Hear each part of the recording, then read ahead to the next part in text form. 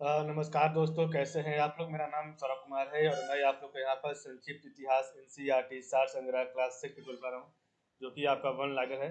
और इस किताब से हम लोग पढ़ने जा रहे हैं। आज का टॉपिक वो है आपका चैप्टर नंबर पढ़ेंगे 37। चैप्टर नंबर 37 अध्याय 37 पढ़ेंगे।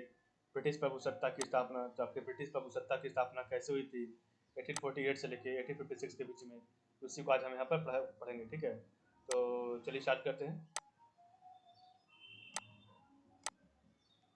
तो इसका आज पहला पार्ट होगा। ठीक है, जहाँ तक पढ़ेंगे वो आपका पहला पार्ट होगा आज। तो सबसे पहले इसका जो टॉपिक है वो है ब्रिटिश प्रभुसत्ता की स्थापना 1848 से लेकर 1856 के बीच में यहाँ पर क्या हुआ, कैसे इन्होंने अपना जो है भारत में अपने साम्राज्य को फैलाया। ठीक है, तो इसी को पढ़ेंगे यहाँ पर। ब्रिटिश प्रभुसत्ता की स्थापना 1848 से लेकर 1856 तक। तो रंजीत सिंह के शासनकाल में उसके राज्य के विस्तार को अंग्रेजों ने रोक दिया था और सतलज के पूर्व का सिख राज अंग्रेजों के अधिकार में था। ठीक है, रंजीत सिंह की मृत्यु के बाद पंजाब में राजनीतिक अस्थिरता उत्पन्न हो गई। सेना में सिखों के खालसा नामक समूह का वर्चस्व हो गया था उसने राज्यों के मामलों में हस्तक्षेप करना प्रारंभ कर दिया। अंग्रेजों ने पंजाब की सीमाओं पर अपनी सेना का एकत्रीकरण प्रारंभ कर दिया। रंजीत सिंह के बाद उसका बेटा दिलीप सिंह गद्दी पर बैठा था, तो उसकी माँ रानी जिंदक और अपने कृपा पात्र अधिकारियों की सहायता से प्रशासन कार्य करती थी। 1845 ईस्वी में पहला अंग्रेज सिख युद्ध प्रारंभ हुआ। खालसा की हार के बाद युद्ध समाप्त हो गया। ठीक है, खालसा की हार के बाद युद्ध समाप्त हो गया। पंजाब ब्रिटिश संरक्षण में आ गया। पंजाब जो आपका ब्रिटिश संरक्षण में आ गया, परंतु दिलीप सिंह शासक बना रहा। अंग्रेजों ने गुलाब सिंह को जम्मू कश्मीर का महाराजा बना दिया। ठीक है, 1848 ईस्वी में पंजाब में अंग्रेजों के विरुद्ध कई विद्रोह हुए, जिसके परिणाम स्वरूप दूसरा अंग्रेज सिख युद्ध हुआ और पंजाब की सेनाएं वीरतापूर्वक लड़ी परंतु हार गई। और पंजाब को अंग्रेजों ने अपने राज्य में मिला लिया। ठीक है, तो 1848 ईस्वी में पंजाब में अंग्रेजों के विरुद्ध कई विद्रोह हुए, जिसके परिणाम स्वरूप दूसरा अंग्रेज सिख युद्ध हुआ और पंजाब की सेनाएं वीरतापूर्वक लड़ी परंतु हार गई और पंजाब को अंग्रेजों ने अपने राज्य में मिला लिया। पंजाब पर जिस समय पंजाब पर जिस समय अंग्रेजों का अधिकार हुआ, उस समय डलहौजी गवर्नर जनरल था और उसके कार्यकाल 1848 से लेकर 56 ईस्वी तक में भारत में अंग्रेजों का प्रभुसत्ता स्थापित हो गई। ठीक है, तो आपका जो है पंजाब पर जिस समय अंग्रेजों का अधिकार हुआ, उस समय डलहौजी गवर्नर जनरल था और उसके कार्यकाल में भारत में अंग्रेजों की प्रभुसत्ता स्थापित हो गई थी। ठीक है,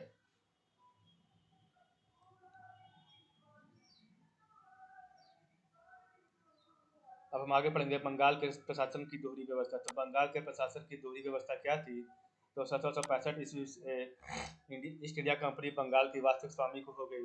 तो 1765 ईस्वी से ईस्ट इंडिया कंपनी बंगाल की वास्तविक स्वामी हो गई और कंपनी का बंगाल पर एक छत्र नियंत्रण स्थापित हो गया था तथा राजनीति की संपूर्ण शक्ति इसके हाथों में आ गई। दीवान के रूप में कंपनी स्वयं प्रत्यक्ष रूप से राजस्व वसूल करने लगी। तो दीवान के रूप में कंपनी स्वयं प्रत्यक्ष रूप से राजस्व वसूल करने लगी। कंपनी का निजामत अथवा पुलिस और न्यायिक शक्तियों पर पूर्ण रूप से नियंत्रण स्थापित हो गया। तो कंपनी का निजामत अथवा पुलिस और न्यायिक शक्तियों पर पूर्ण रूप से नियंत्रण स्थापित हो गया। ठीक है, और इस व्यवस्था को दोहरी या द्वैत सरकार कहा जाता है। तो इस व्यवस्था को दोहरी या द्वैत सरकार व्यवस्था कहा जाता है। कंपनी का बंगाल की सत्ता पर पूर्ण अधिकार हो गया, जबकि उनके ऊपर किसी प्रकार की जिम्मेदारी नहीं थी। तो कंपनी का बंगाल की सत्ता पर पूर्ण अधिकार हो गया, जबकि उनके ऊपर कोई किसी प्रकार की जिम्मेदारी नहीं थी। प्रशासन का दायित्व नवाब और उसके पदाधिकारियों पर था। प्रशासन का दायित्व नवाब और उसके पदाधिकारियों पर था, यद्यपि इनका निर्वाह करने की शक्ति उनके पास नहीं थी। ठीक है, 1770 ईस्वी में बंगाल में भयंकर अकाल पड़ा और 1772 यहाँ पर होगा, वन यहाँ पर छूट गया है। तो 1772 ईस्वी में वारेन हेस्टिंग बंगाल का गवर्नर बना एवं 1776 ईस्वी में उसे जब भारत में ब्रिटिश प्रदेशों का गवर्नर जनरल बना दिया गया। तो 1770 ईस्वी में बंगाल में भयंकर अकाल पड़ा। 1772 ईस्वी में वारेन हेस्टिंग बंगाल का गवर्नर बना एवं 1776 ईस्वी में उसे भारत में ब्रिटिश प्रदेशों का गवर्नर जनरल बना दिया गया। 1772 ईस्वी में दोहरी सरकार को समाप्त कर दिया गया और बंगाल पर कंपनी का प्रत्यक्ष शासन लागू हो गया। तो 1772 ईस्वी में दोहरी सरकार को समाप्त कर दिया गया और बंगाल पर कंपनी का प्रत्यक्ष शासन लागू हो गया। कलकत्ता जो कि कंपनी का प्रमुख केंद्र था, बंगाल की वास्तविक राजधानी बनी और कालांतर में ब्रिटिश भारत की राजधानी कलकत्ता में रही। तो कलकत्ता जो कि कंपनी का प्रमुख केंद्र था, बंगाल की वास्तविक राजधानी बनी और कालांतर में ब्रिटिश भारत की राजधानी कलकत्ता में रही। ठीक है, कंपनी के अधिकारी बंगाल की जनता पर मनमाने ढंग से अत्याचार कर रहे थे।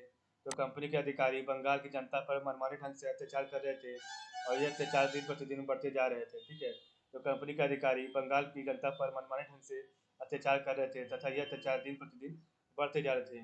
कंपनी के पदाधिकारी बंगाल की संपदा को दोनों हाथ से लूट रहे थे। तो कंपनी के पदाधिकारी जो हैं बंगाल की संपदा को दोनों हाथ से लूट रहे थे, जिसके परिणाम स्वरूप बंगाल की आर्थिक स्थिति अत्यंत दयनीय हो गई थी। ठीक है, नेक्स्ट आपका है, कंपनी ने भारतीय माल खरीदने के लिए इंग्लैंड से धन भेजना बंद कर दिया। वे बंगाल से प्राप्त राजस्व से भारतीय माल खरीदते और इसे विदेशों में बेचते। तो कंपनी ने भारतीय माल खरीदने के लिए इंग्लैंड से धन भेजना बंद कर दिया। वे बंगाल से प्राप्त राजस्व से भारतीय माल खरीदते और इसे विदेश में बेचते थे। ठीक है, इस धन को कंपनी के लागत पूंजी समझा जाता था तथा इसे इसे कंपनी के लाभ के रूप में स्वीकार किया जाता था। ठीक है, 1766 से लेकर 1768 में बंगाल से लगभग 57 लाख पाउंड की धन निकासी हुई और इस धन निकासी के फलस्वरूप यह प्रांत दरिद्र हो गया था। तो 1766 से लेकर 68 में बंगाल से लगभग 57 लाख पाउंड की धन निकासी हुई और इस धन निकासी के फलस्वरूप यह प्रांत दरिद्र हो गया था। 1770 ईस्वी में बंगाल में अकाल लौट पड़ा और यह अकाल मानव जाति के इतिहास में पड़े भयंकर अकालों में से एक सिद्ध हुआ और लाखों की संख्या में लोगों की मृत्यु हुई और बंगाल की 1/3 जनता इस अकाल से प्रभावित हुई। तो 1770 ईस्वी में बंगाल में अकाल लौट पड़ा। यह अकाल मानव जाति के इतिहास में पड़े भयंकर अकालों में से एक सिद्ध हुआ, लाखों की संख्या में लोगों की मृत्यु हुई और बंगाल की 1/3 जनसंख्या इस अकाल से प्रभावित हुई। नेक्स्ट आपका है वारेन हेस्टिंग और कॉर्नवालिस के कार्यकाल में क्या हुआ। तो वारेन हेस्टिंग का कार्यकाल 1772 और कॉर्नवालिस का कार्यकाल 1773 में समाप्त होता है। ठीक है, इस बीच में क्या हुआ आपका बंगाल में, इसके बारे में पढ़ेंगे। ठीक है,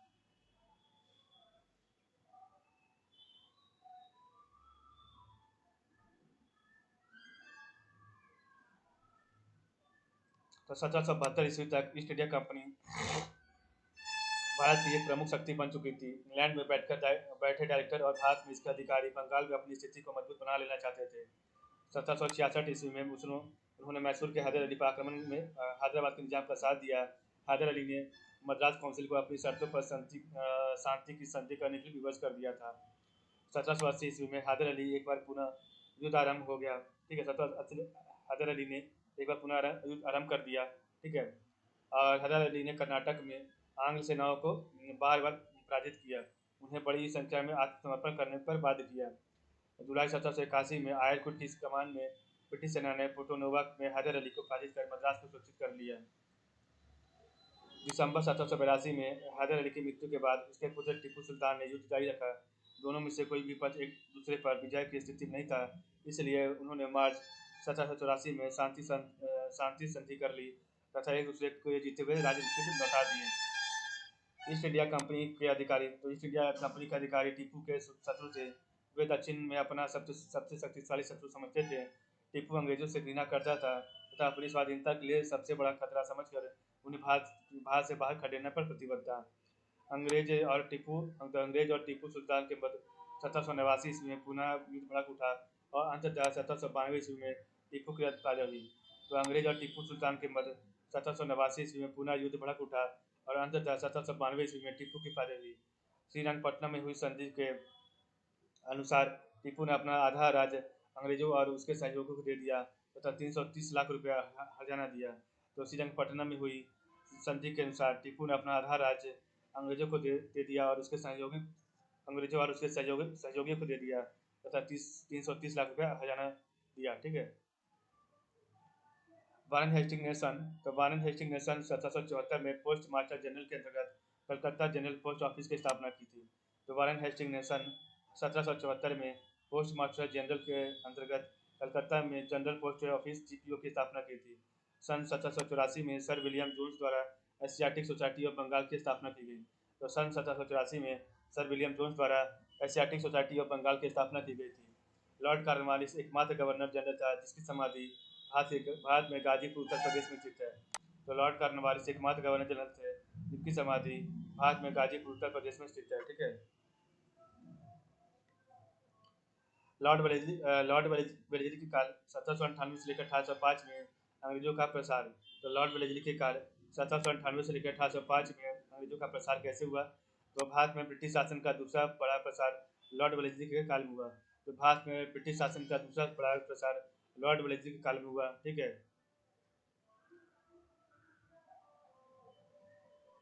तो यहाँ पर आपका दूसरा है लॉर्ड वेलेस्ली, जो कि आपका गवर्नर जनरल बना था 1798 से लेकर 1805 तक।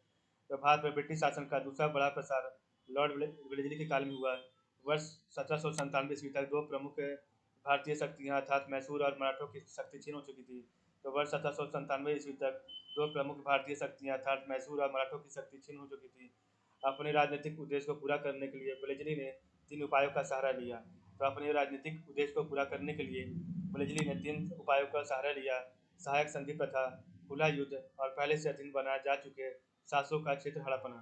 तो अपने राजनीतिक उद्देश्य को पूरा करने के लिए वेलेस्ली ने 3 उपायों का सहारा लिया: सहायक संधि प्रथा, खुला युद्ध और पहले से अधीन बनाए जा चुके शासकों का क्षेत्र हड़पना। ठीक है, अंग्रेजों की सहायक संधि प्रथा की नीति के अनुसार किसी सहयोगी भारतीय राज्य के शासक को ब्रिटिश सेना अपने में रखनी पड़ती थी तथा उसके रख रखाव के लिए अनुदान देना पड़ता था।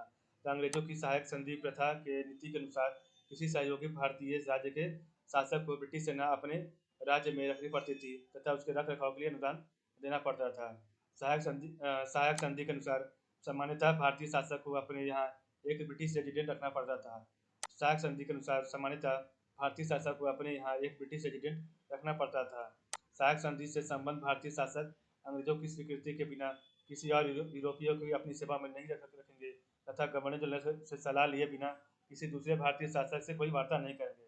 तो सहायक संधि से संबंध भारतीय शासक अंग्रेजों की स्वीकृति के बिना किसी और यूरोपीय को अपनी सेवा में नहीं रखेंगे तथा गवर्नर जनरल से सलाह लिए बिना किसी दूसरे भारतीय शासक से कोई वार्ता नहीं करेंगे। ठीक है, इसके बदले अंग्रेज उस शासक के दुश्मनों से रक्षा करने का वचन देते थे तथा सहयोगी की आंतरिक मामलों में दखल नहीं देने का वादा करते थे। तो इसके बदले अंग्रेज उस शासक की दुश्मनों से रक्षा करने के वचन देते थे तथा सहयोगी उसके आंतरिक मामलों में दखल नहीं देने का वादा करते थे। सहायक संधि प्रथा के कारण सहायक संधि प्रथा के कारण सुरक्षा प्राप्त राज्य की सेनाएं भंग कर दी गई। लाखों सैनिक और अधिकारी अपनी पैतृक जीविका से वंचित हो गए, जिससे देश में बदहाली और गरीबी का स्थिति उत्पन्न हो गई। तो सहायक संधि प्रथा के अनुसार सहायक संधि प्रथा के कारण सुरक्षा प्राप्त राज्य की सेनाएं भंग कर दी गई। लाखों सैनिक और अधिकारी अपनी पैतृक जीविका से वंचित हो गए, जिससे देश में बदहाली और गरीबी की स्थिति उत्पन्न हो गई। ठीक है, लॉर्ड वेलेस्ली ने सर्वप्रथम 1798 ईस्वी और 1800 ईस्वी में हैदराबाद के निजाम के साथ सहायक संधि की। तो लॉर्ड वेलेस्ली ने सर्वप्रथम 1798 ईस्वी और 1800 ईस्वी में हैदराबाद के निजाम के साथ सहायक संधि की। सहायक सेनाओं के खर्च के लिए नगद पैसा देने की जगह निजाम ने कंपनी को अपने राज का एक भाग दे दिया। 1801 ईस्वी में अवध के नवाब को सहायक संधि के लिए विवश किया गया। एक बड़ी सहायक सेना के बदले नवाब को विवश होकर अपना लगभग आधा राज्य अंग्रेजों को देना पड़ा, जिसमें रुहेलखंड का क्षेत्र और गंगा यमुना का दोआब क्षेत्र शामिल था।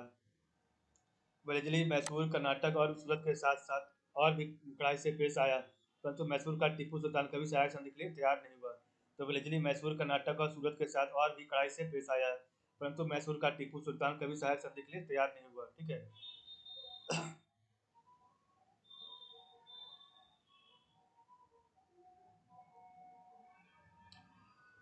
ब्रिटिश सेना ने 1799 ईस्वी में टीपू पर आक्रमण कर दिया और एक संक्षिप्त और भीषण युद्ध के बाद फ्रांसीसी सहायता देने पहुंचे। फ्रांसीसी सहायता पहुंचाने के पहले ही उसे पराजित कर दिया गया था। ठीक है, तो ब्रिटिश सेना ने 1799 ईस्वी में टीपू पर आक्रमण किया और एक संक्षिप्त और भीषण युद्ध के बाद फ्रांसीसी सहायता पहुंचने के पहले ही उसे पराजित कर दिया गया। वह अपनी राजधानी श्रीरंगपट्टनम की रक्षा करते हुए 4 मई 1799 को वीरगति को प्राप्त हुआ। टीपू का लगभग आधा राज्य अंग्रेजों और उनके सहयोगी निजाम के बीच विभक्त हो गया। ठीक है, मैसूर राज्य का शेष भाग पुराने वाडियार राज्यों के वंशजों को वापस कर दिया गया। नए राजा को बात कर एक विशेष सहायक संधि पर हस्ताक्षर कराए गए, जिसके अंतर्गत यदि गवर्नर जनरल आवश्यक समझे तो राज्य का शासन स्वयं संभाल सकता है। तो नए राजा को बात कर एक विशेष सहायक संधि पर हस्ताक्षर कराए गए, और जिसके अंतर्गत यदि गवर्नर जनरल आवश्यक समझे तो राज्य का शासन स्वयं संभाल सकता है। 1801 ईस्वी में लॉर्ड वेलेस्ली ने कर्नाटक के पिट्ठू नवाब पर एक नई संधि सौंप दी तथा उसे विवश किया कि वह पेंशन लेकर अपना राज्य कंपनी को सौंप दे। तो 1801 ईस्वी में लॉर्ड वेलेस्ली ने कर्नाटक के पिट्ठू नवाब पर एक नई संधि सौंप दी तथा उसे विवश किया कि वह पेंशन लेकर अपना राज कंपनी को सौंप दे। ठीक है, नेक्स्ट आपका मैसूर से मलाबार समेत जो क्षेत्र छीने गए थे उसमें कर्नाटक को मिलाकर मद्रास प्रेसिडेंसी बनाई गई जो 1947 तक जारी रही। तो मैसूर से मलाबार तक समेत जो क्षेत्र छीने गए थे उसमें कर्नाटक को निकालकर मद्रास प्रेसिडेंसी बनाई गई जो 1947 ईस्वी तक जारी रही। तंजौर और सूरत राज्य भी हड़प लिए गए। तो तंजौर और सूरत राज्य भी हड़प लिए गए तथा उनके शासकों को पेंशन देकर अलग कर दिया गया। अब एक प्रमुख शक्ति के रूप में केवल मराठे ही ब्रिटिश प्रभुत्व से बचे हुए थे। बलिजली ने उनकी ओर ध्यान देना आरंभ किया। तो तंजौर और सूरत राज्य भी हड़प लिए गए तथा उनके शासकों को पेंशन देकर अलग कर दिया गया। अब एक प्रमुख शक्ति के रूप में केवल मराठे ही ब्रिटिश प्रभुत्व से बचे हुए थे। बलिजली ने उनकी ओर ध्यान देना आरंभ किया। ठीक है, इस समय मराठा साम्राज्य 5 बड़े सरदारों का एक महासंघ था जिसके अंतर्गत पूना का पेशवा, बड़ौदा का गायकवाड़, ग्वालियर का सिंधिया, इंदौर का होलकर और नागपुर के भोंसले को शामिल किया गया था। तो इसमें मराठा साम्राज्य 5 बड़े सरदारों का एक महासंघ था जिसके अंतर्गत पूना का पेशवा, बड़ौदा का गायकवाड़, ग्वालियर का सिंधिया, इंदौर का होलकर और नागपुर के भोंसले को शामिल किया गया था। बलिजली ने बार बार पेशवा और सिंधिया के समय सहायक संधि का प्रस्ताव रखा था और 25 अक्टूबर 1802 को जब दिवाली के दिन होलकर ने पेशवा और सिंधिया की मिली-जुली सेना को पराजित कर दिया तो पेशवा बाजी और द्वितीय भाग का अंग्रेजों की शरण में जा पहुंचा और 1802 ईस्वी के अंतिम दिन उसने बसिन में एक सहायक संधि पर हस्ताक्षर किया जिसे नाम दिया जाता है बसिन की संधि 1802 में। ठीक है, दक्षिण में आर्थर वेलेजली की कमान में ब्रिटिश सेना ने असहाय और फिर आराम गांव में सिंधिया और भोंसले की संयुक्त सेना को पराजित कर दिया। तो दिल्ली में जो है दक्षिण में आर्थर वेलेजली की कमान में ब्रिटिश सेना ने असहाय और फिर आराम गांव में सिंधिया और भोंसले की संयुक्त सेना को हरा दिया था। ठीक है, मैं उत्तर में लॉर्ड लेक ने लसवाड़ी में सिंधिया की सेना को नष्ट कर दिया और अलीगढ़, दिल्ली और आगरा पर अधिकार कर लिया था। तो उत्तर में लॉर्ड लेक ने लसवाड़ी में सिंधिया की सेना को नष्ट कर दिया और अलीगढ़, दिल्ली एवं आगरा पर अधिकार कर लिया। मराठा राज्य को शांति वार्ता करनी पड़ी। तो मराठा राज्य को शांति वार्ता करनी पड़ी। अब वे दोनों कंपनी के अधीनस्थ सहयोगी बन गए। उन्होंने अंग्रेजों को अपने राज्यों के कुछ भाग प्रदान किए, अपने दरबारों में अंग्रेज रेजिडेंट रखे और अंग्रेजों की सहमति के बिना यूरोपियों की सेवा को न रखने का वचन दिया। ठीक है, तो मराठा राज्यों को शांति वार्ता करनी पड़ी। अब वे दोनों कंपनी के अधीनस्थ सहयोगी बने। उन्होंने अंग्रेजों के अपने राज्यों के कुछ भाग प्रदान किए, अपने दरबारों में अंग्रेज रेजिडेंट रखे और अंग्रेजों की सहमति के बिना यूरोपियों की सेवा में न रखने का वचन दिया था। ठीक है, अब उड़ीसा के समुद्र तट और गंगा यमुना के दवा पर अंग्रेजों का पूर्ण अधिकार हो गया। तो अब उड़ीसा के समुद्र तट और गंगा यमुना के दवा पर अंग्रेजों का पूर्ण अधिकार हो गया। यशवंत राव होलकर अंग्रेजों के लिए अत्यंत घातक सिद्ध हुआ और अंत तक ब्रिटिश सेना से लड़ता रहा। तो यशवंत राव होलकर अंग्रेजों के लिए अत्यंत घातक सिद्ध हुआ और अंत तक ब्रिटिश सेना से लड़ता रहा। बलिजली को भारत से वापस बुला लिया गया और कंपनी ने जनवरी 1806 ईस्वी में राजघाट की संधि कर होलकर के साथ शांति स्थापित कर ली तथा उसे उसके राज तक एक बड़ा भाग लौटा दिया। तो यशवंत राव होलकर अंग्रेजों के लिए अत्यंत घातक सिद्ध हुआ और अंत तक ब्रिटिश सेना से लड़ता रहा। बलिजली को भारत से वापस बुला लिया गया और कंपनी ने जनवरी 1806 ईस्वी में राजघाट की संधि कर होलकर के साथ शांति स्थापित कर दी तथा उसके राज पर एक बड़ा भाग लौटा दिया था। ठीक है, तो यशवंत राव होलकर अंग्रेजों के लिए अत्यंत घातक सिद्ध हुआ और अंत तक ब्रिटिश सेना से लड़ता रहा। बलिजली को भारत से वापस बुला लिया गया और कंपनी ने जनवरी 1806 ईस्वी में राजघाट की संधि कर होलकर के साथ शांति स्थापित कर दी और उसके राज को बड़ा भाग वापस लौटा दिया था। ठीक है, यहाँ पर हम देखेंगे बलिजली की सहायक संधि। तो बलिजली की सहायक संधि में आपका क्या था, तो इसका राज्य जो कब उसको जो है सहायक संधि के अंतर्गत किया गया, कौन सा राज्य कब उसके अंतर्गत आया सहायक संधि के, तो हैदराबाद 1798 में, उसके बाद मैसूर 1799 में, तंजौर 1799 में, उसके बाद आपका अवध 1801 में, पेशवा 1801 में, बरार के भोंसले 1803 में और लास्ट में आपका सिंधिया जो था सहायक संधि स्वीकार किया था 1804 में। तो सबसे पहले आपका हैदराबाद 1798, उसके बाद मैसूर 1799, तंजौर 1799, अवध 1801, पेशवा 1801, बरार के भोंसले 1803 और सिंधिया 1804 में। ठीक है, इस प्रकार हमारा जो आज का चैप्टर यहाँ पर समाप्त होगा। तो आज के लिए बस इतना ही। आप लोग का बहुत बहुत धन्यवाद।